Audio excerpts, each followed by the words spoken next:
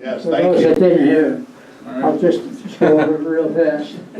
I just took a job in 16 years old in Brooklyn Navy Yard for the summer, and they put me in a tack welding class. That's what they were doing, they were hiring 16-year-old boys out of school, and just for 10 weeks. But it was a very interesting experience because at that time, the battleship Missouri was being built. And I was working on the, yes, What year was that? I'm sorry, What year? 1943. Yeah, I'm 91, so just if you want to do the math.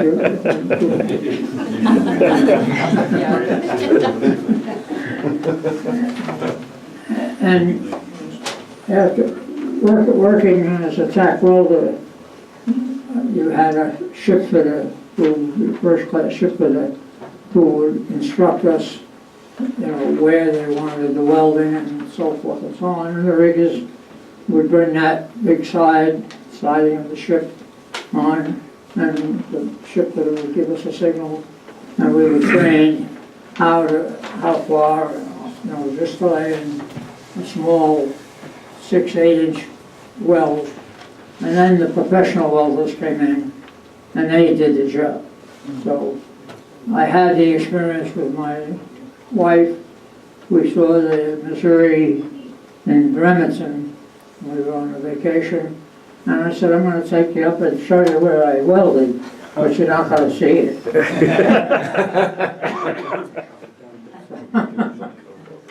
So that didn't go over too well.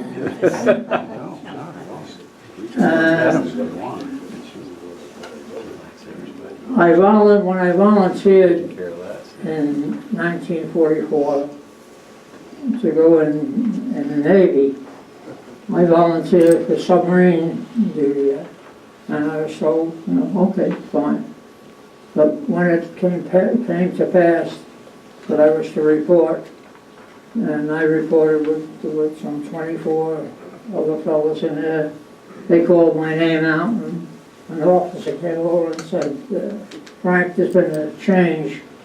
You're not going up to New London because they have some very big work going on and they're not bringing anybody in, so you're going to go on a ship. I said, and they said, how do you feel about that? Now, mind you, I'm going to ask you, if you can, it's going to be difficult, go back and think when you were 16 and some of the things I'm about to tell you, how you might approach them and what you would say. And my answer was, okay.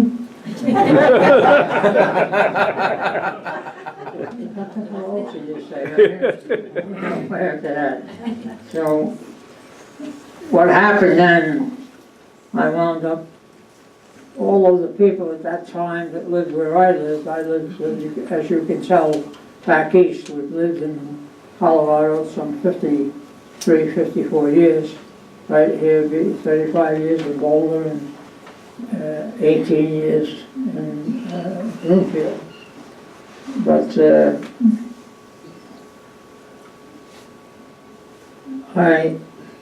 let's see, this is it. When you get 91, you've got to go back and reach in there and get it out.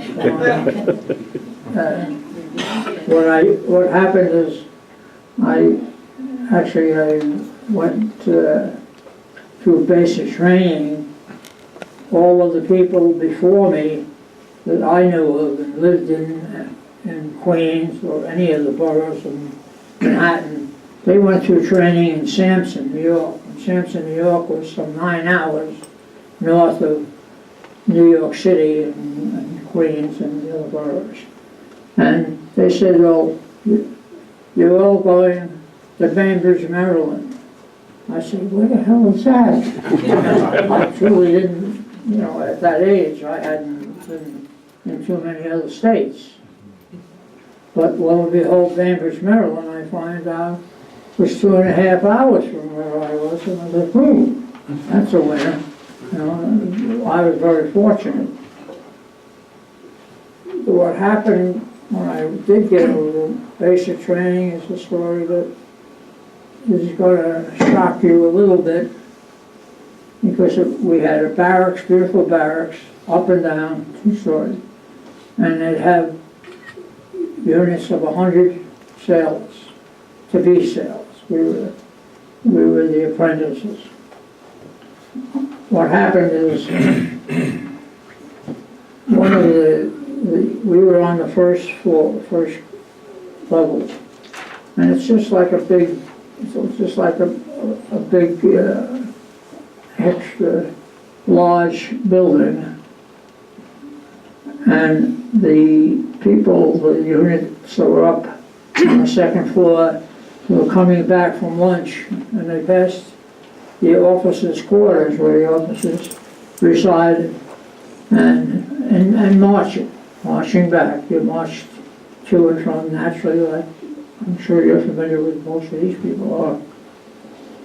Somebody whistled at a woman putting clothes on a line in an officer's residence, and he just whistled out, and, and they marched on. When they got to the barracks, they locked them up and brought them together and said, who did the whistling?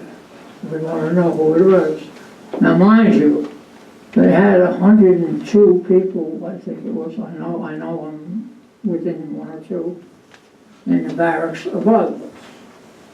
And this went on for 2 days, and the second day, I was sitting on the front steps going down with 2 of my buddies, and we suddenly hear a crash out the window.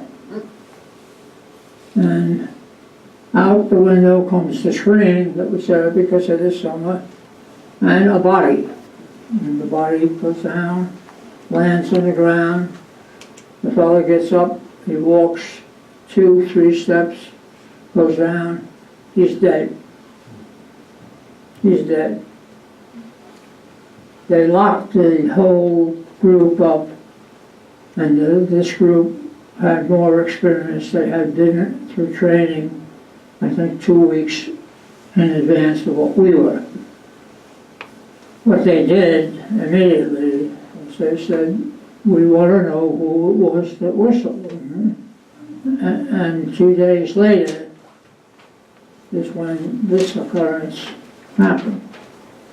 Because they announced that your leave is canceled. You're not going home on leave.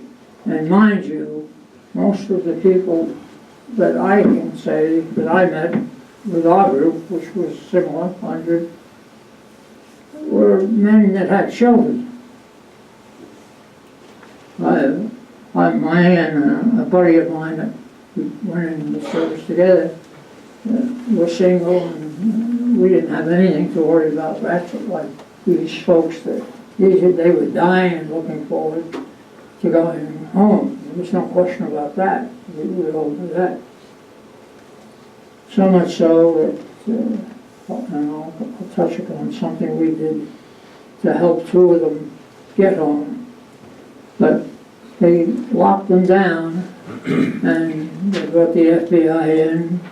We heard no more. We left 2 weeks after this all happened. It was our time to leave, and they just didn't get out at all. So that was very, very sad, to say the least, and unusual, because you would never think something, could be that devastating. Another little side story to this is that I went in from school with a buddy who had a tryout for the Brooklyn Dodgers when Tommy Brown did make the Brooklyn Dodgers. That's way back then. But some of you would know that name, I'm sure. And this fellow was a Scotsman. His folks were from Scotland. George Bishop. George and I were good friends. And George had a girlfriend that he was very, very close with, and I mean, you know, they were seriously in love. Yet he did join the Navy. But when we got in the boot camp, he was inactive. I used to have to say, come on, we want to go somewhere.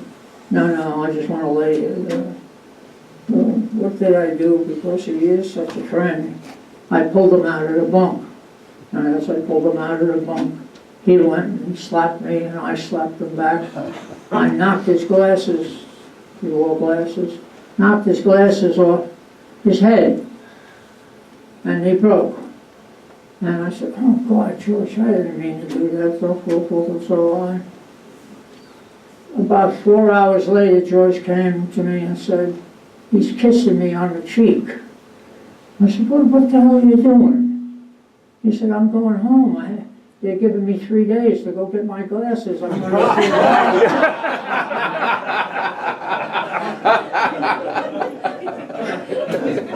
I mean, that's crazy. Ludicrous. And what I'm telling you, I assure you, you will not hear anything that is not true. We never heard any more about the first part of those fellows that were in that barracks upstairs. But from that particular point, when we finished basic training,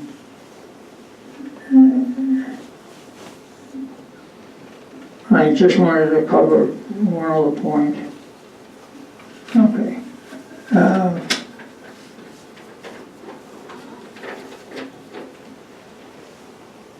I was assigned, we had got liberty, 2 weeks liberty, and I was told I was to report to Pier 92 in New York. I don't know how many people have ever been there, but there's lots and lots of ships go in and out of Pier 92.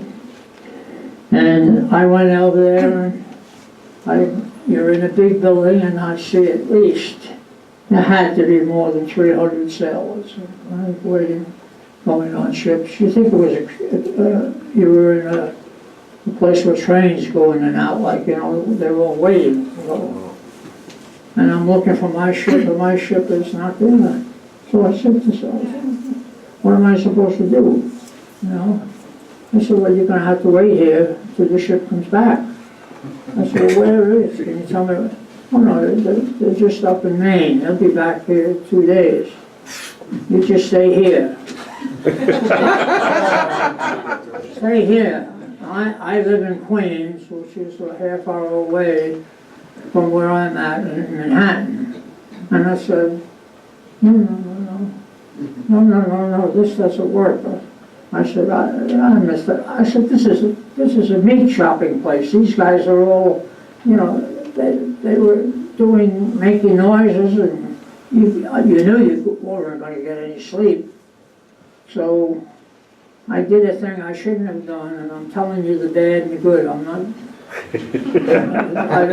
I had to do something. I felt at 17, I see buses coming in and dropping the guys off, you know, coming back from Liberty and so forth. So what do? I jump on a bus, and I go to the back of the bus, and I go down onto the seat. Sure as hell, I spent the next 2 nights in my own bed at home. Not smart, I mean, it's not smart to do it, but it was a hell of a lot better. Come back and my ship was there. I get on board the ship, and I said, can you direct me to my bunk? He said, you don't have a bunk. I said, what do you mean I don't have a bunk? I said, I was told I'm on this ship. This is the Somers, isn't it? There, look over there. They said, well, yeah, but you're going to have to bring your hammock, and you have to sleep in the mess hall till we can get you a bunk. And I said, oh, how long is that going to take? 2 days. Now, when you're sleeping and putting your hammock up, I don't have to tell anybody that's been in the Navy, you know, the guys get up about 4 o'clock in the morning to start cooking it. And your bottom is up and out whether you like it or not. Right? So at 17, like I said, it's different than if you were 20, you might say, okay, all right, I can handle it. I said, all right, yeah, well, what else am I going to do? Then they finally come on the third day, and I get a bunk. And the bunk I get, I have about 6 foot, 2.5, and he's laying in his bunk, and he's got a bottle of booze, and he has his chest, on his chest, and he's big even here, an American flag. He got that tattooed in Manhattan. And he's laying in bed drinking and waiting for this to heal. And I'm in the bunk next to this guy right here, right? I got a bunk now. I said, geez, maybe I should have shut up and stayed that's all. I wasn't smart enough to do that. But what happens now, we're going out to sea, and we're taking troops over those 2 troop ships. And we had a destroyer escort meeting with us. We go out and we'll go into Cape Hatteras in a storm, and I mean, all life jackets on and everything, but at 17, it didn't even faze me. I'm outside, you know, I can't see the other ships though. I can't see any of them. Whenever the water's going crazy,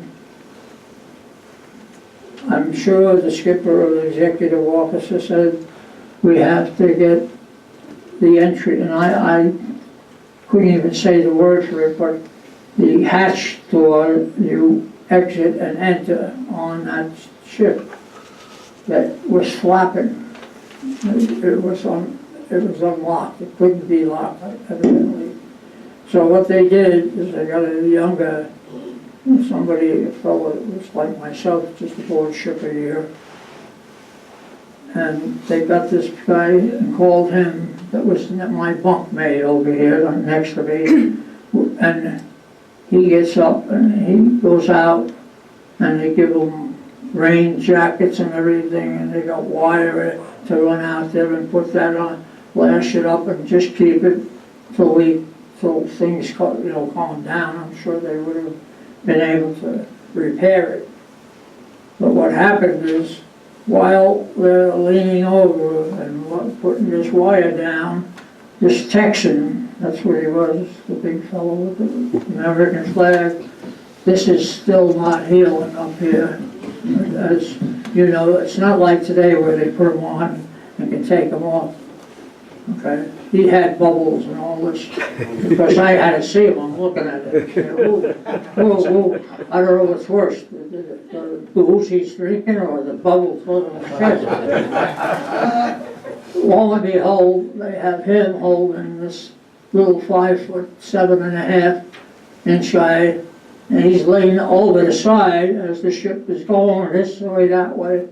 And a wave comes and takes this guy right out of his arms. And wham, took him, and thank God he landed in the rear of the ship. But he was a very gregarious guy before this. He didn't say a word for 2 days. He knew he had, somebody, it wasn't his time. But what a hell of a thing to see somebody flying, in this, because the waves were truly coming like I had never seen anything like it in my life.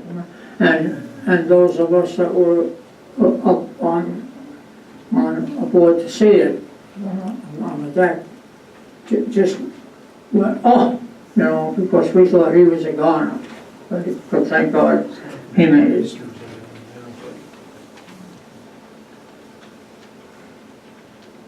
Now, we went over and dropped one of the ships off. We were on the tip of Ireland, and of course somebody brought it up. These fellows knew everything. every time. They knew I wanted to go on a submarine, and I said, no, you're lucky you didn't go there on submarines. I said, you know, but I wanted to go on them anyway. But we were going and heading out, and we got evidently some type of signal message that there was some metal under the ground. It was a submarine, there was no question. It was a U-boat, was what it was. We chased it 5.5 hours. The DE took over the protection of the two ships. I mean, they had to leave to chase us, but 3 a.m. in the morning, to a little over 3 o'clock, we had, according to, I'm good doing this by memory, but I counted like 9 to 10 tin cans that were dropped in that water, and to just get that thing out. And it did. It took them in pieces. It blew them up. So we returned, and that was the end of that. On a more favorable note, we went forward. We dropped one ship off in Great Britain, and then we took a second cruise ship to Germany, and then returned back to the States. As we returned back to the States, we got paid, and the salary was great, $69 a month. You know, that's a lot of money at that time. And naturally, with money, sailors mostly, not all, like to gamble. So there's a trap game, a dice game, dice game. So I said, well, I play dice, I could go up there and play a dice game. It took about a half hour before it was broke.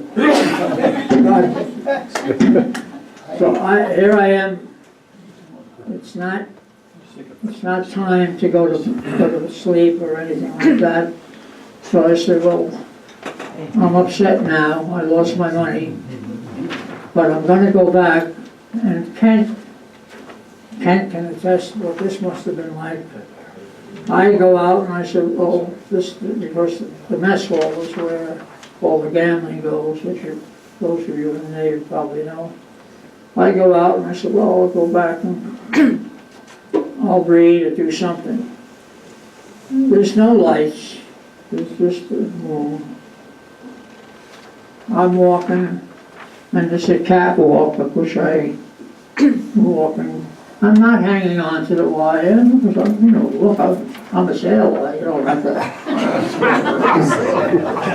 I said, well, I took one step and I fall ass right down, but thank God on that ship is not like going that high, but it's about like this. I fall on the deck, I roll over, the ship is moving, a wave comes over, I get soaking ass wet. What more fun could you have, right? Than that. I get up and I get myself back to the bunks, to our quarters. I said, there's no sense, I won't go to sleep, so I redress myself, walk back up forward, and there's a second game being played, never heard of it before, it's put and take. Some of you may have heard of it, but one dice has P and T, 3 P's and 3 T's. The other dice has 1 to 6. So this is just a little game. The dice game, the big dice game is over here. I have about $4 in my pocket and change. I go into that game, I break it. I got $18 now, and that was the end of that game.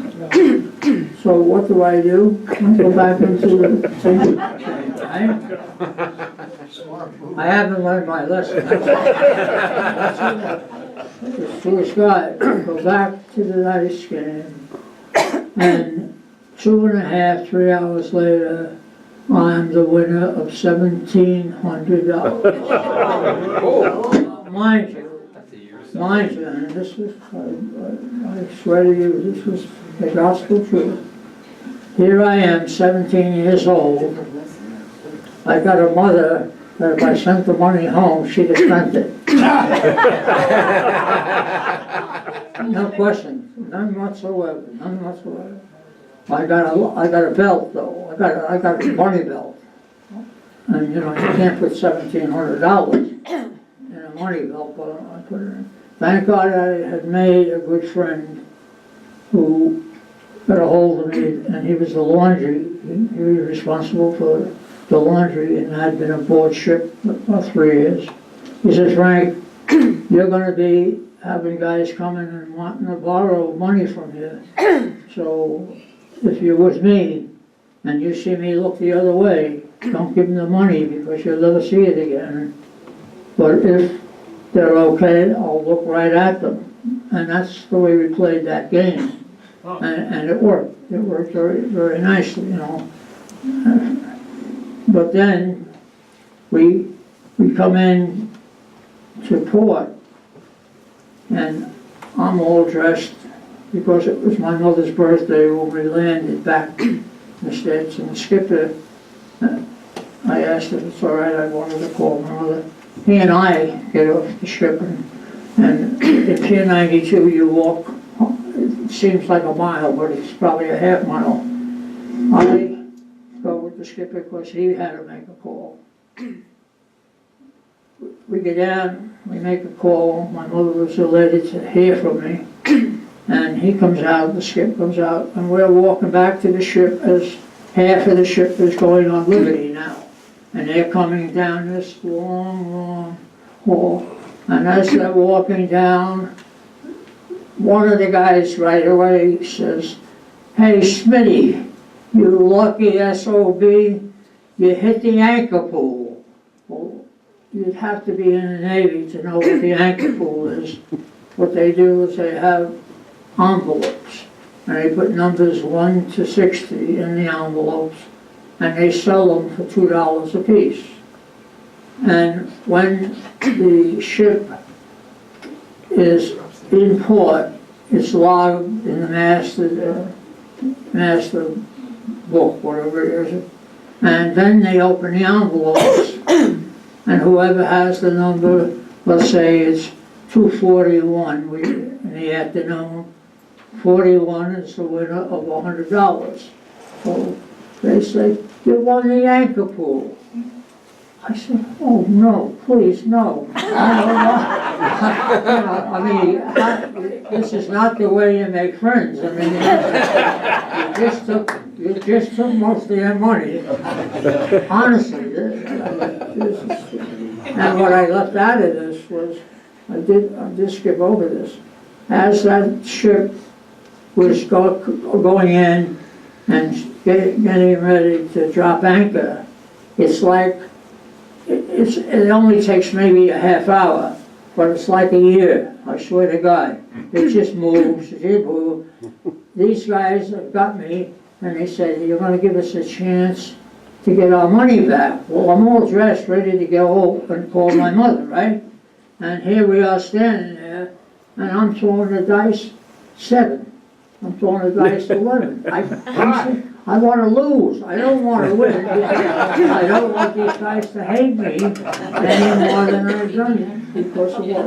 And I mean, honestly, you would not believe anybody would feel that way. But when you have everybody else's, well, most of the gamblers, and those gamblers, I'm talking about guys who are from New Jersey and guys that had been bookmakers, you know, they were, I was saying, you know, hey, she'll throw me overboard, send me to the fishies.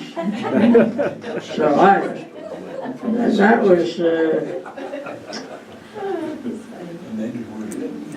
and then when we I got to talk to my mother, but I didn't have liberty. I had liberty 2 days later, about 3 of us, we left where the ship was, and we walked out. We were looking for a bar to have a beer, and so forth and so on. We get in the bar, and like a big sport that I am, I mean, I got all this money, right? Oh, no. I go in to reach for my wallet, and I said, "Oh my God, my wallet is back where I took a shower on a borehole with a miraculous medal over it." Okay, and we are now a half mile from the ship. I go to a phone, I get the number, I call, I get the officer of the deck. He goes down into the washroom where the shower is. He says, "Smitty, you have to have an angel somewhere. Your wallet is here, your medal is here, and $300 is here." I didn't have the $1,700 there. I had it in a locker, but I had $300 there. He says, "You just can't lose, can you?" Honestly, that is.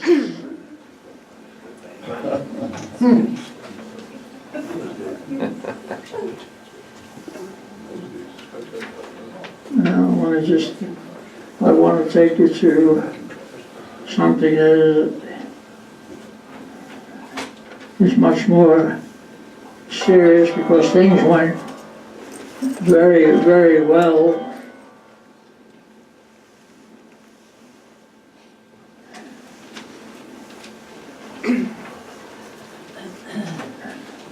Oh, the one more thing that happened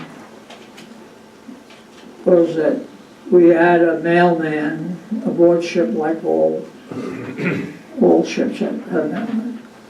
And our mailman happened to have a pistol and a belt, and he got some kind of information that while he was away, his wife went off with another guy, and he left the ship with the pistol, with the intent, I'm sure, of showing this guy how nice the pistol looks. He got arrested. And the skipper says, "Frank, you're going to be the mailman." "The mailman? I'm no mailman." "What do you mean, the mailman?" "Yeah, you're going to be the mailman." He says, "We're going to send you to Barrack Street in New York. We're going to leave right here. You're going to stay here. We're going out. You'll spend 30 days, and you're the mailman from now on." He says, "You have anything to say?" I said, "Okay." I was a good boy. I didn't no arguments. I mean, and with that, believe it or not, you talk about the other guys started to put the name on me, Lucky. Everything was Lucky. I got a promotion. I became third class. And here I was 17 years old, and I said, "What does that mean?" "You get more money." "Oh, okay." That's all I wanted to know. That was it.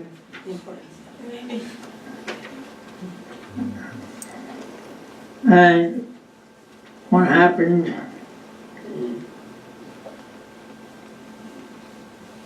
we made another trip over to Europe, which was not, it was eventful from the standpoint that we landed with the one troop ship, and I don't even know the name of the city. The skipper asked me, he said, "When we're here, we're going to be going out. I want you to stay here because there's a package that I have coming, and you'll be transported. When the package is here, you'll meet us." And he said where it was. And I said, okay. Little did I know that when he said that, I said, well, do you have any idea how long it should be here? No, it's going to be sometime 6 hours from now.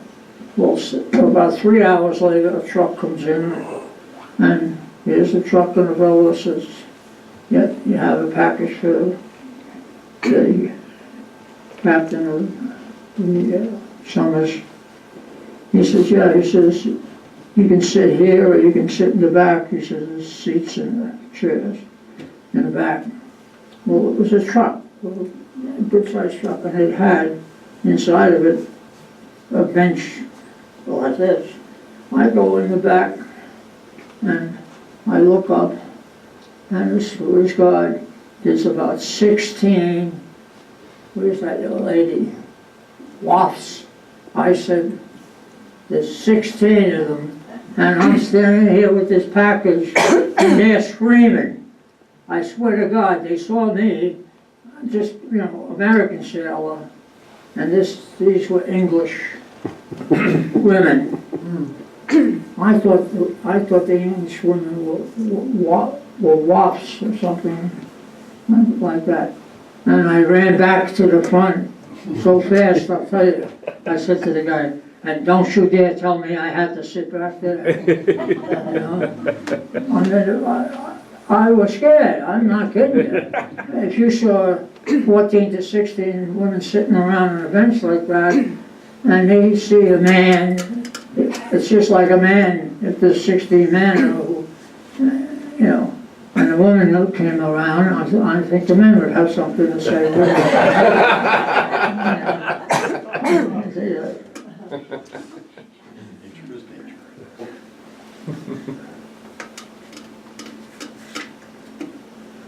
Well, the rest of my experience on the Somers came to an end, a sad end, when our sister ship, which was the Warrington, and I have the literature of the Warrington here, which was, they were dual ships, 381, 383, exactly the same ship. And the Warrington had a record for the West Coast, had a beautiful record. They ran into a storm in the Bahamas. 240 sailors lost their lives, and 6 officers out of 300, and so 310 total complement of that ship. We were told we were on our way back from Germany not to go back to Brooklyn, to go into Charleston, and in Charleston they were going to correct the problem by taking, we had 4 5-inch 38 cannons. They were going to remove one of them. And as they were doing all that work, we were living, there was no room on base for us at all. So we were living in barracks on a highway in Charleston, South Carolina, which was not that bad. It was just the idea that there was nothing, you know, that you could do, particularly when you're off base like that, and you go on a bus and you can get back on base if you want to eat your meals, or you go to a local restaurant or what have you. In my particular case, with a couple of other buddies, I'd sometimes go down to the Elks Club and play a little poker, you know, pick up the gambling again, right? That's what happened then. And then the war came to, at least was the first time when we surrendered, that they said they stopped doing anything on the ship.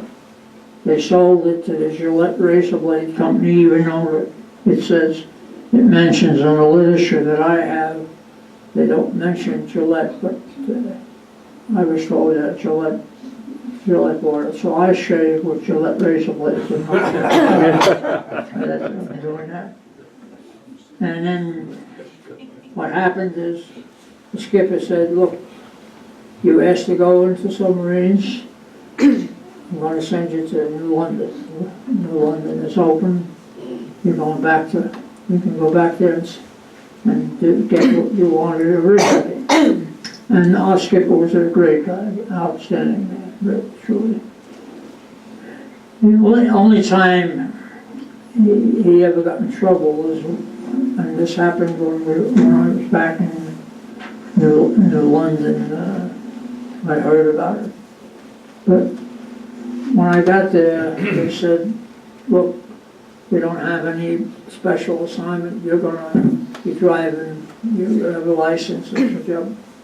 You're going to drive a courier between, there's two locations in the London, DB boat in the main, the London base. And I was doing that at midnight till morning, 12 to 8 type of thing. What happened is, when we were leaving one base, the fellows would say, hey, stop and get us some sandwiches. Would you do that? The guys were working. And this fellow would take the orders, and we had to go about 10 miles. Well, we went to this diner at about 1 o'clock in the morning, and nobody in the diner at all. And we ordered, just gave him the order for the food. And with it, as a diner, everybody's familiar with where a diner looks. The doors on this end open up, and there's two policemen coming in. The fellow that I'm driving, I'm the driver, he's the messenger, carrying the messages. The fellow behind her, this fellow that I mentioned I was driving, says, oh, two cops. And the fellow behind the counter says, oh, they're two very nice policemen. And he says, what'd you say, two ferrymen? Or something like that. So what happens is they come in, and they come right over to him, up in his face, and say, look, what are you, a smart ass, the routine that you would expect. It went on, and it got hot and heavy, and I said, look, we gotta go, we got the food now. He says, you're not going anywhere. I said, what do you mean we're not going anywhere? I said, we're on duty. I don't care who you are or what you're on. He says, you're going with me. And I said, they were talking to him, not me. They were talking to him. And he's not saying much more after that. But I said to them, I said, you can't take him. You see the guard belt that he has, he's government property. You're not allowed to arrest him. Oh no? Then we'll arrest you. Yeah, honest and true. I said, okay. So they took me in. The Groton, Connecticut had a beautiful building, really nice. We had to put the lights on to get in. Nobody's in it, They turned the lights on, and these fellows are two brothers, the Gallagher boys. And we go inside, they open up the door, and ask the cell and so forth and so on. And so the one brother says to him, look, you arrested him, so put him in. He said, no, you did it. I said, hey guys, look, this is not funny anymore. You better decide what the hell you're going to do. So that did it. So they take me and shove me in. I'm in there sitting on the ground like an escapee, something like that. It took all 3 hours, and down comes some official to come and get me out, and they got me out right away. And I was told tomorrow morning, you're gonna meet with a lawyer who was the captain of a submarine, okay? The USS Bob, which had a beautiful record, outstanding record in the war. And I met with him and I said, well, what time do I have to go to court, sir? He says, you're not going anywhere. I said, what do you mean? I said, I'm supposed to appear in court tonight. They arrested me. He says, yeah, but don't worry about that. He said, I'll tell you all about it when I come back. He went down there, and he went back, and he said to me, the judge tore their ass from one wall to the other and said to them, you know, you two have done the crazy, stupid things, but the next time you do anything like this, I'm going to insist on your badge being taken. Just like that. But then I had a record. Right? Huh? I mean, this gets crazier and crazier. What I just wanted to be sure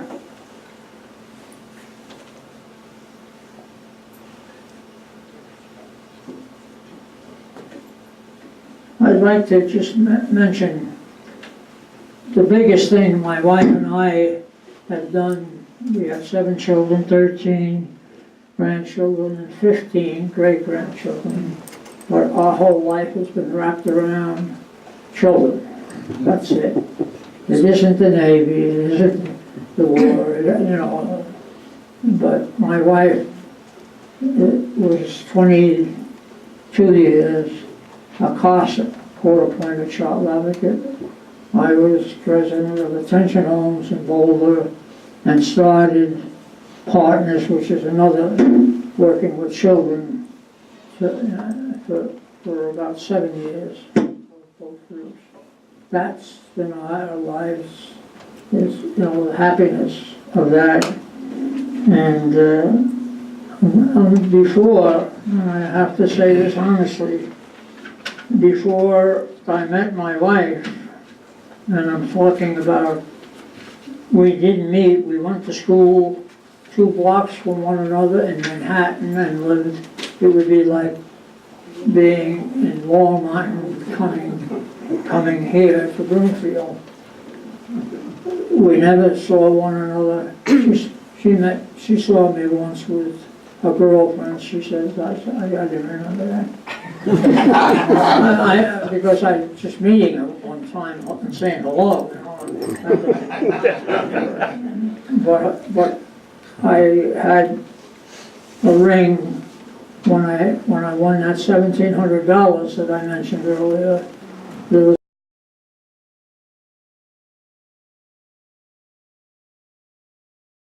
a fellow that came up to me, and I don't want to mention anything about what it was like, but he had paperwork and he had a ring, a diamond ring, and he showed me the paperwork and he said, I'd like to sell it. He was gambled. He wanted the money to gamble back in the next game that came up. And I looked at the whole thing and I said, well, I was going with another Francis. Because my wife's name is Francis, but I was going with another Francis, but it wasn't, you know, it wasn't anything that was for sure. It was possible, but not for sure. And lo and behold, I don't know what the hell happened to the ring, but it was gone. I think my wife has it, and she's not telling me. But she had pictures of me with taking this other young lady out to a restaurant in Manhattan, and this young lady had a hand out, and she had a ring on that finger. And my wife has an album. She had this album for years. And I said, gee, that's a good picture of you. She said, that's not me, that's Francis, the other Francis. And with that, she went to the war, got a pair of scissors and she cut that gal off. And that's how we happened to be married 70 years this coming June. Oh, my goodness. And I will say this, it was a turning of my life when I met this friend. That's for sure. So I'd be glad to answer any questions anybody has. I enjoyed myself coming here, and I know what's going on here, thank God, and I'm very proud. I'm donating toward the movement of it going in the right direction. And if there are any questions anybody has, I'd be glad to answer them. I apologize for not giving you a big show of bang, bang, bang, and how many guys died and all that stuff, but I didn't have any of those. Any questions? Yes? Whatever happened to the 1,700 hours? Oh, yeah. I'll tell you that, it was funny, but I'll be very honest with you, I'm gonna answer that. What happened is, I was home on leave, and a young lady who I had not known, went over to see and hello and goodbye. She was graduating, and she sees me in uniform, and she said, you know, Frank, I lost my date, and, you know, would you consider taking me to my prom? So, I said, sure, you know, it was just a matter, I had the money, and I didn't have anything to worry about. And we go out with two other couples. We went to a restaurant in the city, and while we're there, and it was the Latin Quarter, people know that, the name of that place at least. While we're there, the two guys get up and they go in the men's room. Frank, come with us, or something like that. So we go, we get in the men's room, and the guys say, hey, these guys want to go somewhere else, and we don't, they don't know, we don't have that kind of money to go. I said, don't worry about it. I used, I think, maybe $200. I can answer for that. The rest of it I can't. I think my mother got it. Spend it. So Frank, you told me who was in that picture. Tell everybody who was in the left-hand picture there. You're not going to know, well, that's what I mean by my mother. My mother was the oldest of 6, and her mother passed away, so she became, you know, a surrogate mother. And she had a sister who was 2 years younger, and they did this to me. I didn't know it until I'm about 16 years old. I said, who's that? She says, that's you. They did that. They did like to play with my hair, I guess. Who the hell would do that to a child? Especially a boy. My mother did the same thing. Really? Any other question at all? You joined the Navy, did you? Yeah, I know. Here, this is the picture I mentioned to you. That's where the ring was, in this part of the picture. The young lady is not in it. She had her finger on it.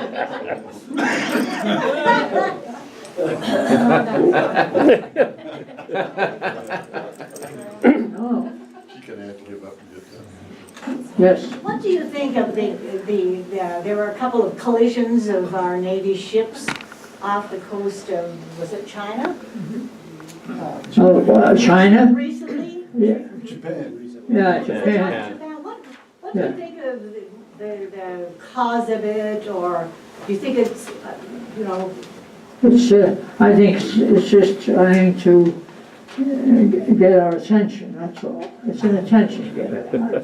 I don't think, you know, I'll tell you one thing I'm worried about when I see, you know, the advancements that some of the, not just North Korea, you know, what Russia has done that we recently, you know, has come to pass. And we know more now about what Russia has. And it's got to be concerning. It has to be concerning. I'm very happy because of having so many grandchildren, you know, that we haven't had, that none of them have had to go, you know, to war. I mean, it's not the idea of being a hero or anything else. I enjoyed my time in the service, and it wasn't that long, and I truly did enjoy it. I met a lot of fine people, I truly did. It was a good rude awakening. So, but I am concerned about what Trump does and what moves he makes, you know, and whether he has the right people around him to help him, other than his family. That's, you know. Yes, ma'am. How did you and where did you leave the Navy? That's another, let me just tell you this, because this is the sad part of my life. At the age of about 15 years old, I always had a job. I worked with a fruit peddler with a car, and I worked with a fruit peddler with a horse and wagon. I worked in a delicatessen. I always had jobs. But this fellow that went to school with me, I got to know him, but we were not good friends or anything like that.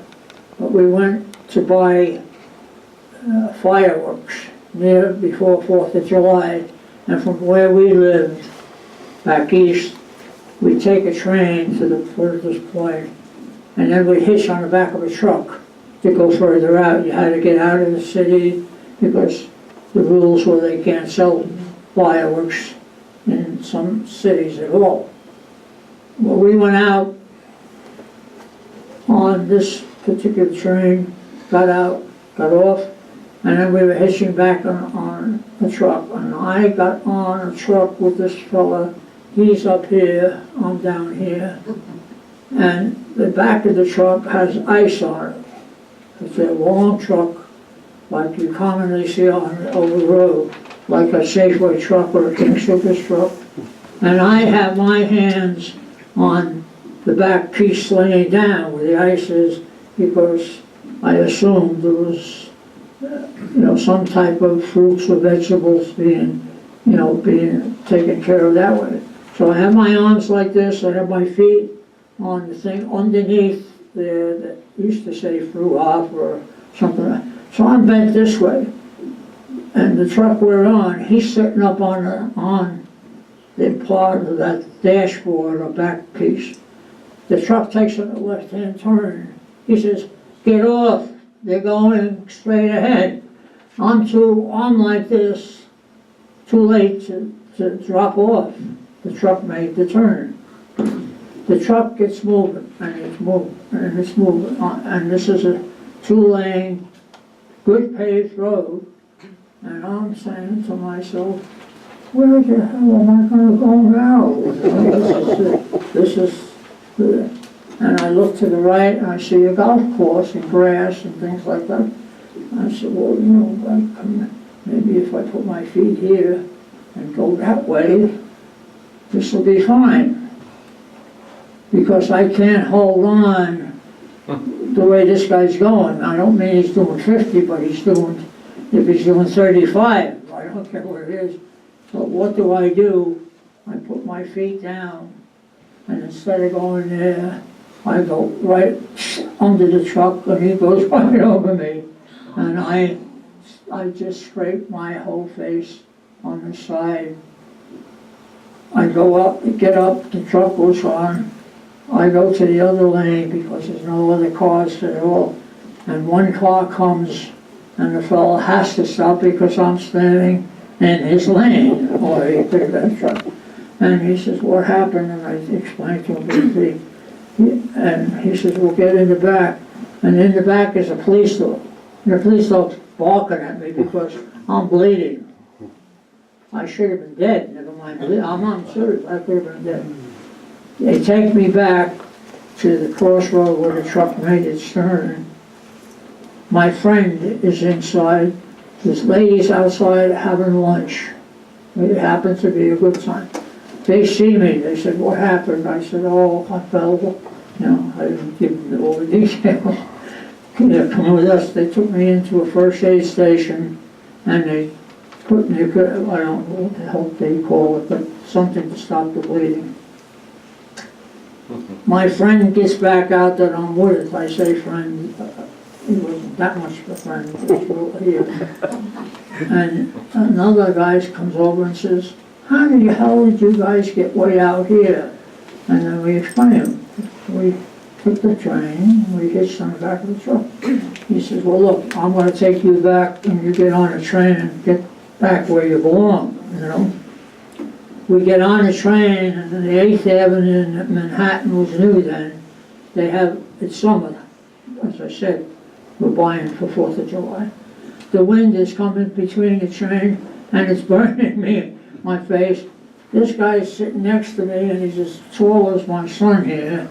And he opens up his shirt and he had been stealing fireworks because that's where the ladies worked. They worked in a firework plant.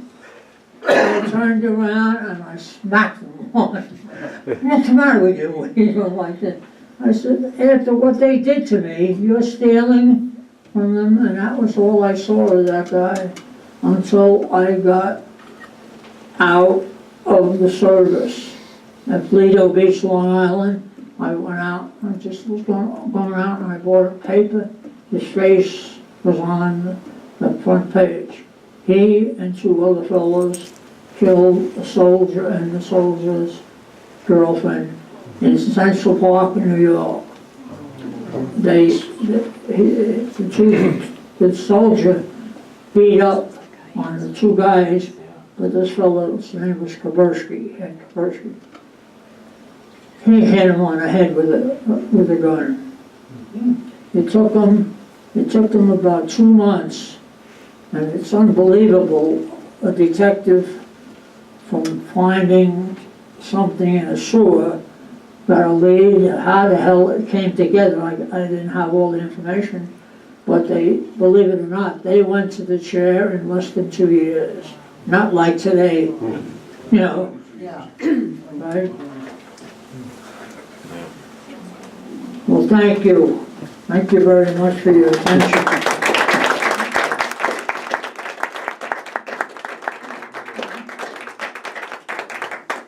So before we leave this morning, I want to thank everybody for coming. Thank you, family, for being here.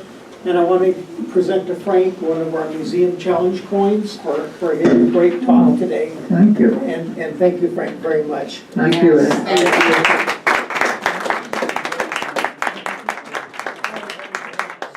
stick around and ask Frank any other questions, one-on-one if you want, and also take time to go around and look at the museum while you're here. And again, thank you for coming. Thank you.